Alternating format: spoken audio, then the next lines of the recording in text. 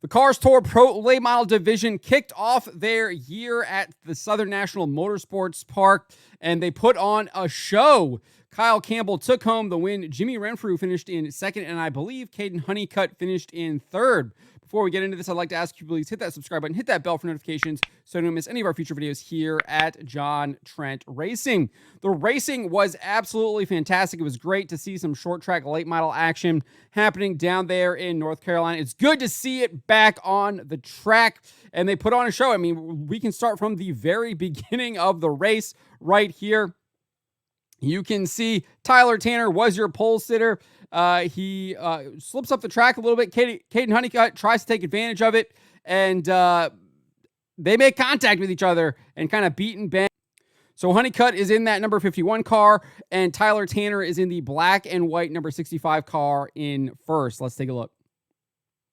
See, Honeycutt gets on underneath of him, and then they kind of make contact. It's hard to tell if Tanner comes down or if Honeycutt goes up. It looks like, to me, we look at it again here, it looks like Tanner comes down, doesn't realize that Honeycutt is there, gets into him, and that pretty much would end the day for Tanner. He would really struggle for most of the race. I'm not really sure where he finished. That was one of the big criticisms you have to give to Flow Racing and the ZMAX Cars Tour, is they didn't actually get their ticker up and running the entire race. I didn't even see a starting order published on the Cars Tour website or on their social media channels. So it was hard to kind of know who are all these new drivers. I mean, obviously I recognize some of them, but you got some people that are in different cars. Caden Quaffle was in the 35 car instead of the 96 car. I think Tristan McKee was in a 6 car instead of a 7 car. So there's a little bit different players in, and Honeycutt obviously in this 51 car instead of what he's usually driving a number 10 car. So it made it a little bit difficult to kind of keep track of what was going on, and definitely difficult to see what was kind of happening towards the rear of the field. Obviously, there were some pretty big movers. I think Mike Hopkins kind of started way back in like the 20s. And I think he finished in the top 10. So obviously he really moved forward really well. But again, it was really kind of hard to figure out where everyone was on the track, who was moving forward, who was moving backwards if you weren't actually there on the track to see the pylon you're watching on Flow Racing. So big criticism there just from the production. But the racing on the track that we got to see was really, really good.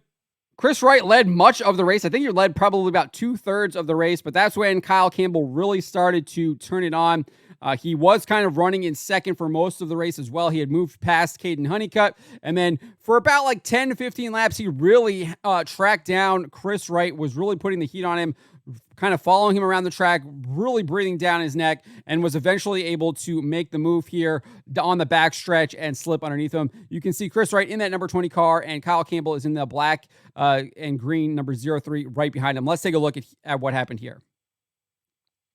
Kind of slips right underneath him there, coming into turn 3 and 4, gets around him, and kind of never looks back for the most part. We would see some great racing for second once they got into some lap traffic. Let's look at this. So what you're seeing on your screen right now is Kris Wright is in the number 20 car on the bottom, and I think that's Jimmy Renfrew Jr. Or actually, this is Kyle Campbell splitting traffic in the lead. Kris Wright is right behind him, and then pay attention to Jimmy Renfrew Jr. because he will make it 3 wide and take over the second spot from Kris Wright. Let's take a look at this right here. So Campbell slips in between. Renfrew makes it 3 wide right there on the lap car, and then moves up the track, continues 3 wide. Wright gets sideways, saves it. Great save, but Renfrew is able to take that position. So some great racing once they got into lap traffic, really having to work around that lap traffic. And then this would be the only time when Campbell was really challenged. It was a late race restart. Kaden Honeycutt is on the top, and it looks like Honeycutt does indeed jump the start. But Campbell was like, it doesn't matter, because once they got into turns 3 and 4, he gave him a little bit of shot and slipped underneath him and drove past them. Let's take a look at this here.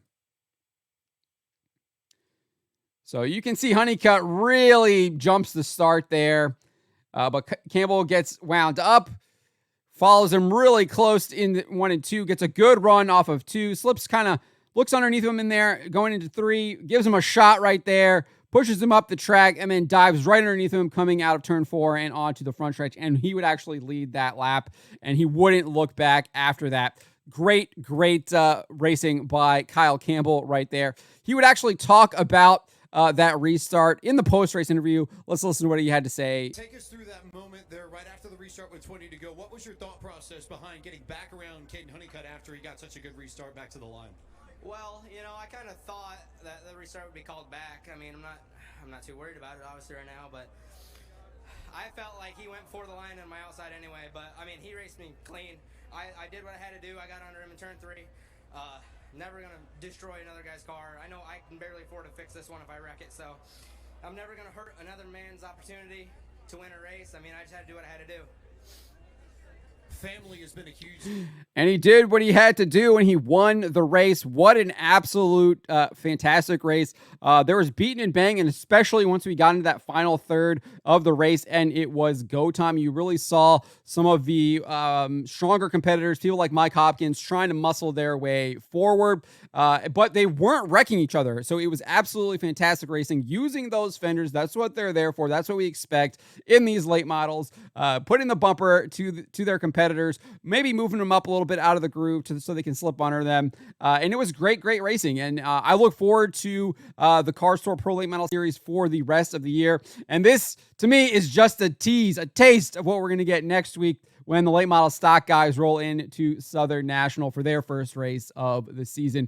But congratulations to Kyle Campbell on the victory and for an entertaining race. Congratulations to him. But let me know what you guys made of the race. Let me know in the comments below.